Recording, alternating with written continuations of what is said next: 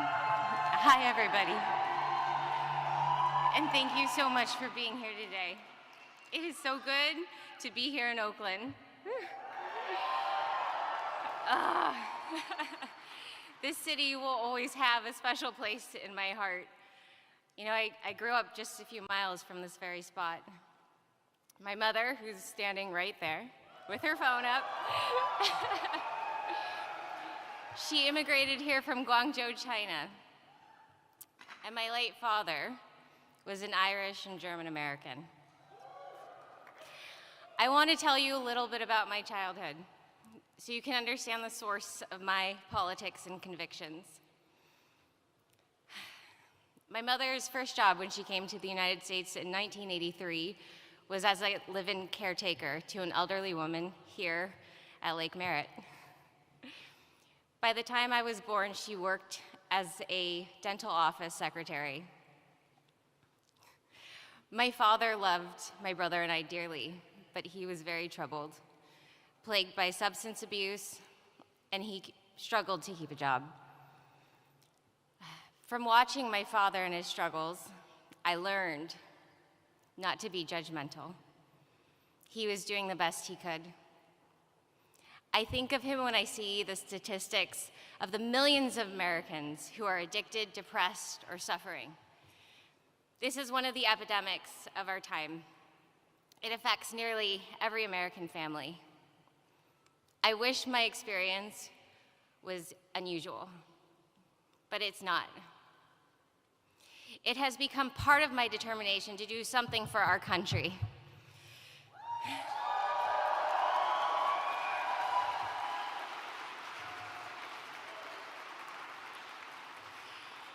Every time my dad lost his job, our family just couldn't cover expenses. Food, gas, clothing, upkeep. It adds up more than you have in this situation. I know a lot of Americans know exactly what that's like, to just be one misfortune away from disaster. I don't think we would have made it without food stamps and government help. My mom worked hard, but it wouldn't have been possible to keep it together without that help. As you probably know, I became very wealthy later on in life, but my roots in Oakland taught me many things I have never forgotten. That the purpose of wealth is to help those in need. That's what it's for. And I want to bring that back to politics too. That is the purpose of privilege. I went to St. Mary's High School, just a few miles from here. In my junior year, we have some St. Mary's Panthers here. In my junior year, I had another formative experience, and that set me up for this lifetime of political consciousness. I applied for a program to live with families in El Salvador. In praying with these families and helping them rebuild after the civil war there, I learned what war really is. I learned how it rips lives apart, it brutalizes children, how it visits unspeakable horror on the innocent. And I also learned the resilience of the human spirit and its infinite capacity to heal, to forgive and to restore. El Salvador is where I came to understand war, but more importantly is where I also came to understand peace. That is what inspired me to my first political action in high school. At the onset of the Iraq War, I became an anti-war activist. Yes. If I'm being honest, I didn't really know how to do it. I printed pamphlets and I led a walkout, and we went to our local radio station. But I knew in my bones then that violence begets more violence. I'd seen what that does to society, and I didn't want my country, the country I love so dearly, to be doing that in the world. Yeah.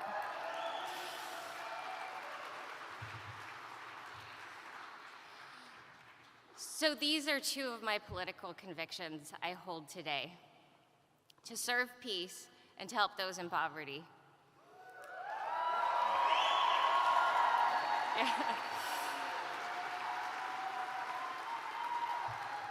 So you can understand why I gravitated to the Democratic Party, because that was supposed to be the party of peace, the party of compassion. Many Democrats, we still believe in those ideals, but unfortunately, as an institution, it has lost its way.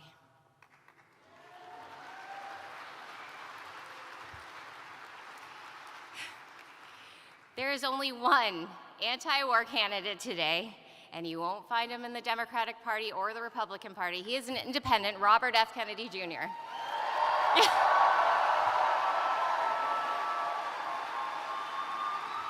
Yes, yes, and it is his commitment to peace and to the welfare of hardworking people in America that draw me as a person of compassion to his candidacy. Yes. As recently as a year ago, I really didn't think much of Bobby Kennedy because I didn't know much about him. All I had was a mainstream media narrative that was effectively telling me horrible, disparaging things. But then a friend who's here today pulled me aside and she said, "Nicole, please, do me a favor. Just listen to an interview with Bobby Kennedy, just one." So I did. And then I listened to another one and then another one, and I recognized that the person who I was seeing in these interviews was the exact opposite of the media slander of his character.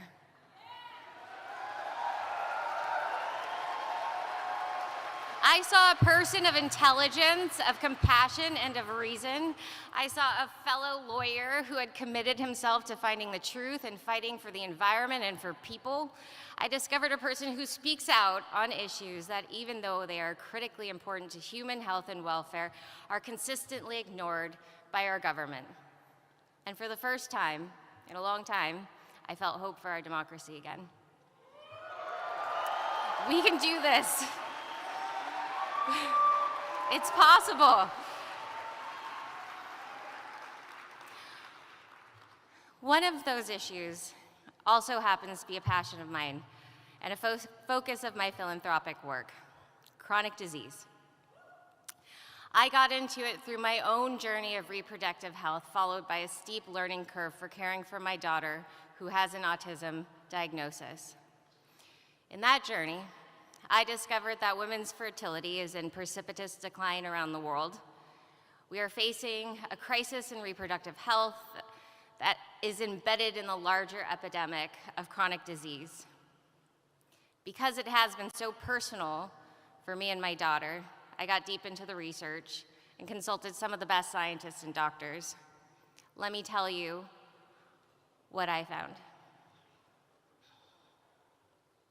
There are three main causes.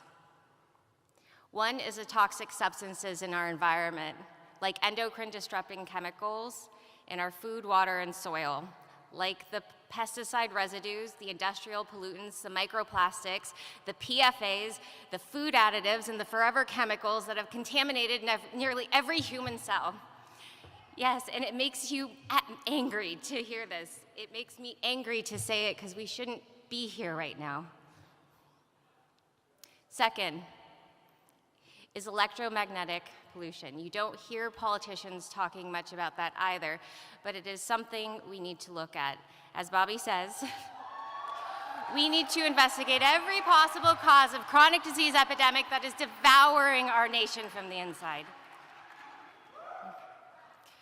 Third, I'm sorry to say, is our medications.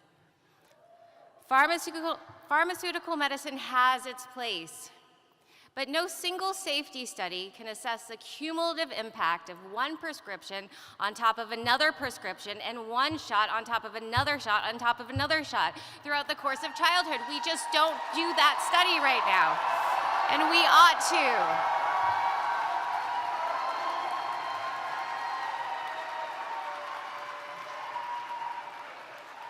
We we can, and we will. Conditions like autism used to be 1 in 10,000. Now here in the state of California, it is 1 in 22. 1 in 22 children affected.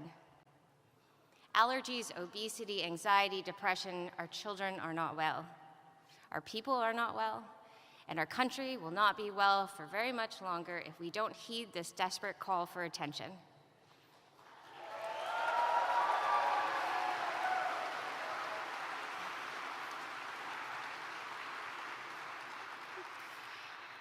I've spoken to our government agencies. Trust me, I've tried. I've spoken to senators, I've spoken to governors. They all know something is wrong, but none of them take any action. There is only one candidate I have met for president who takes the chronic disease epidemic seriously. It is Robert F. Kennedy Jr., and I will be his ally in making our nation healthy again. Yes.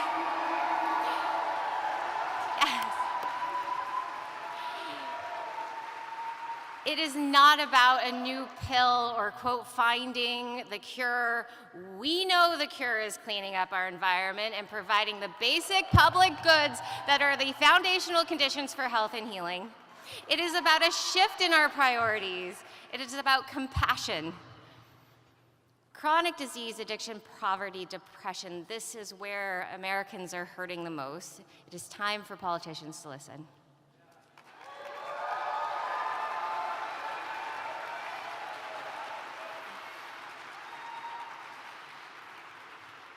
So here is how the Kennedy-Shanahan ticket is going to end the chronic disease epidemic. While Bobby is focused on ending the corporate capture of our regulatory agencies, I am going to assemble the best technologists and scientists in the world, and we will use the latest in AI and computation and examine the health records databases of our nation and those other nations who are also on a quest to solve chronic disease. We will find the answers. We will find the answers to our most pressing health concerns within weeks, not decades. We can, if we have access to those databases. It is time to move out of the dark ages of medicine. We can solve the mysteries guarded by corporate influence. We can move from Band-Aid solutions, and we can end this chronic disease epidemic once and for all. I believe it.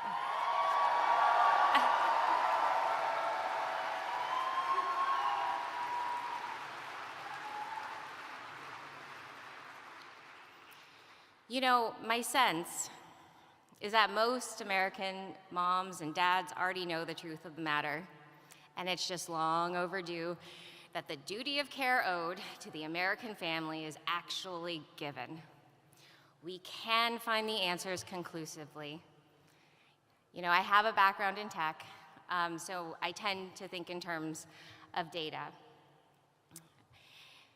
In my tech days, I developed AI-powered software to automate affordable legal services. Well, guess what? The CDC and research institutions have the data we need. We can apply technology to figure out environmental factors. We can figure out what's making us sick. We just have to ask the right questions, do the right research, and apply the right tools. We have to rid science of the corporate bias that contaminates it today. Then we put this thing into reverse.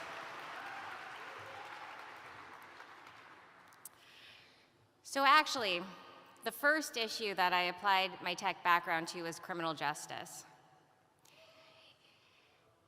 It was across the bay in San Francisco, where the district attorney's office needed help examining thousands of police records thought to contain evidence of racial bias, wrongful arrest, and patterns of prejudice. I put together a team of computer scientists to develop a computational method to collate these records and design a method for analysis. But what I really learned through this was the sorry state of criminal justice in our country. It isn't just about policing. It is about the school-to-prison pipeline. It is about a broken and dismally functioning infrastructure. It is about recidivism that we have not taken the right approach to.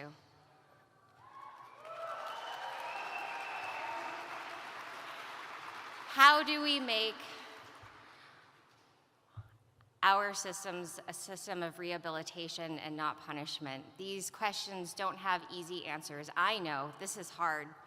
This is very hard, but they are the right questions to be asked, and there's only one candidate asking them, and it's Bobby Kennedy.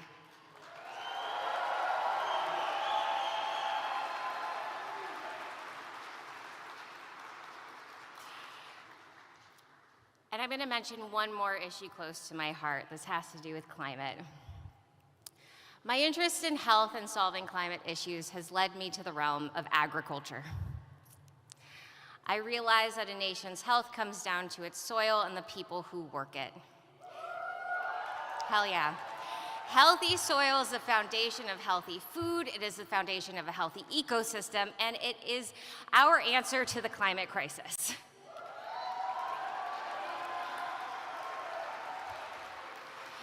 It is the foundation of healthy economy. But what politician besides Bobby Kennedy do you ever hear talking about soil? None. I've produced 2 films on the issue. Common Ground is the latest. We've got some Common Ground and Kiss the Ground people here. Thank you guys for coming out today. I've talked to Congress people and senators, but all I've gotten are vague promises that never amount to real change. Republicans and Democrats alike have fallen under the sway of big agrochemical companies and food conglomerates. They might invoke the ideal of the family farm, but they have betrayed it again and again. So I am entering myself, I know I'm not a politician until just now, but I am entering myself to do this work and to highlight this need, because guess what? I've met some of the most innovative American farmers. Their methods rebuild soil, sequester carbon, recharge aquifers, and revitalize the economy.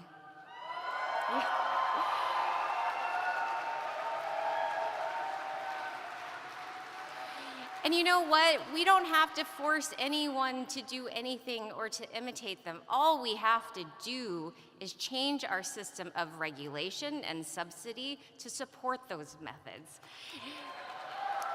We can no longer support extractive corporate agriculture. I am so hopeful for this. I hope you all understand now what has brought me into politics, hasn't it? And what, in this moment, I am leaving the Democratic Party.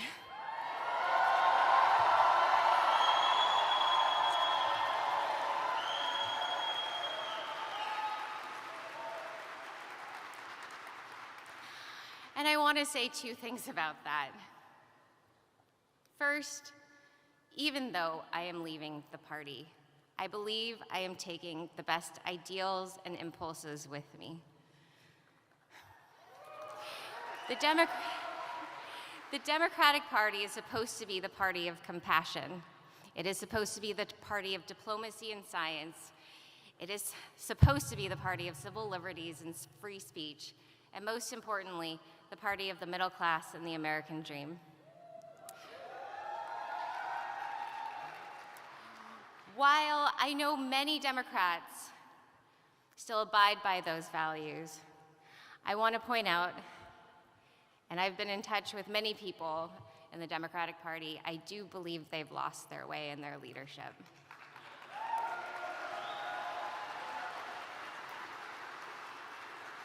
I worry for the party's overwhelming interest in elitism, celebrity, and winning at all costs. And I worry that they do it even if that means turning a blind eye on the issues that they all know to be true. I know this because I've been in those circles for the last 8 years, and I have grown increasingly tired of it.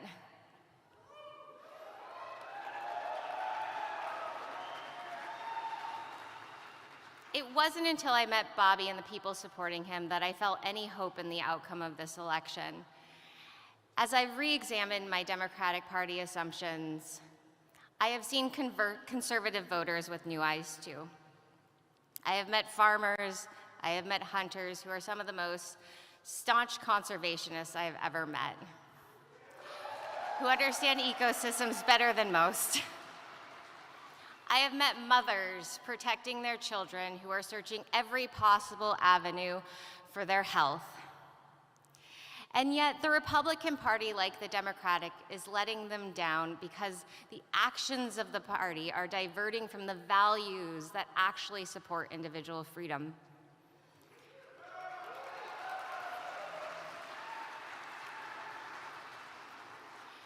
In fact, the very failure of both parties to do their job to protect their founding values has contributed to the decline of this country in my lifetime.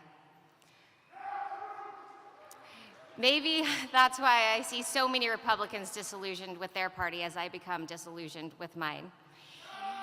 If you are one of those disillusioned Republicans, I welcome you to join me, a disillusioned Democrat, in this movement to unify and heal America.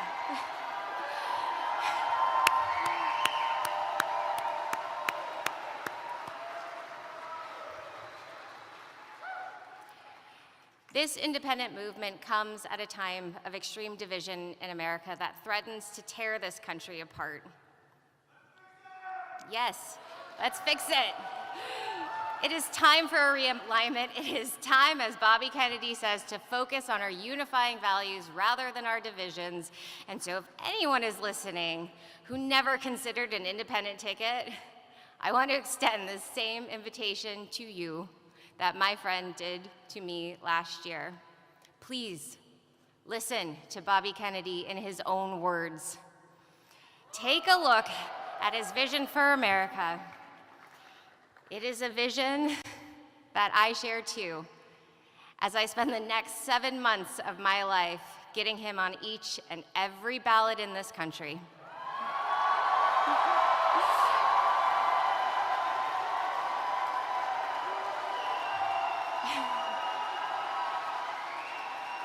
We're gonna do it.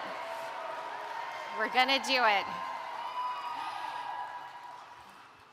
The vision we share is a vision of national healing. It is an America that leads the world no longer through force of arms, but through the power of example.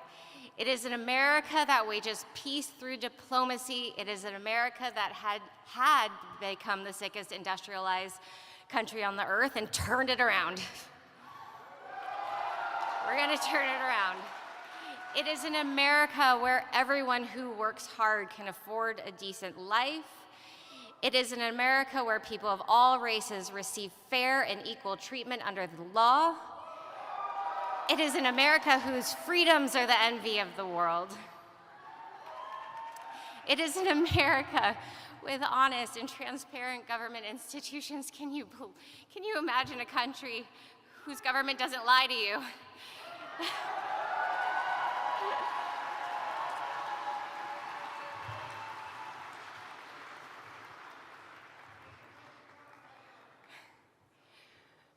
People talk about my age. It's true. I will be the youngest vice president in American history.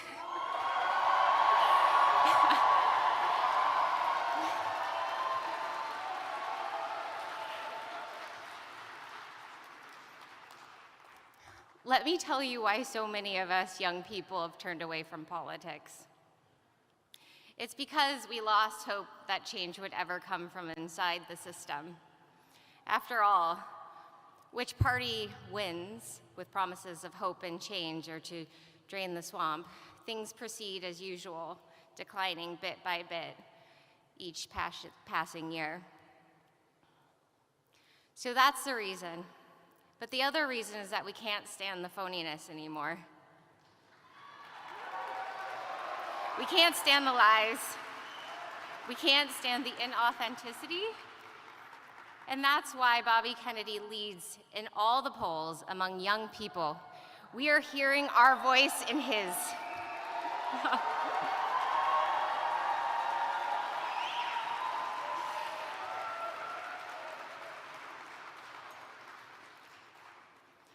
So I come to you today as a former Democrat. I come to you as a woman not quite 40. I come to you as someone who has experienced sickness and health and poverty and wealth. And I come to you as a mother.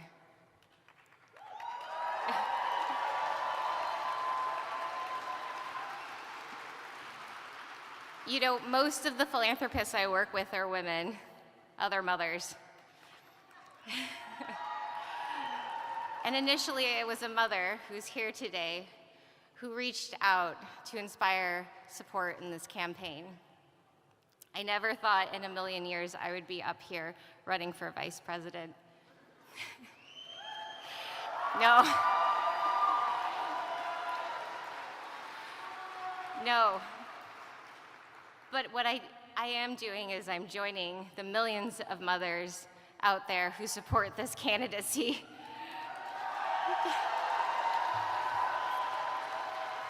They are Republicans and Democrats and independents. They read the labels at the supermarkets and wonder how to keep their kids healthy. They watch in anguish, many of them, when their children suffer from chronic disease. They cry silently as their teenagers deal with depression, anxiety, and addiction. They do their best to hold it together, and they do because they're frickin' strong. They're my heroes.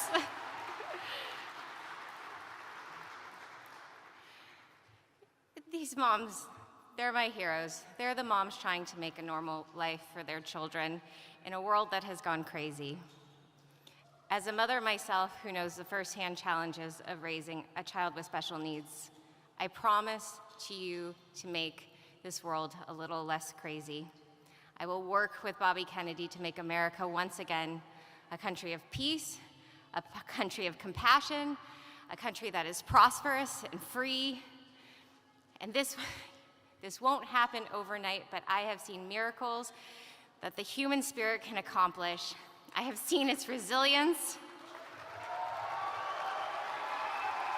And most importantly, I have seen its capacity to heal.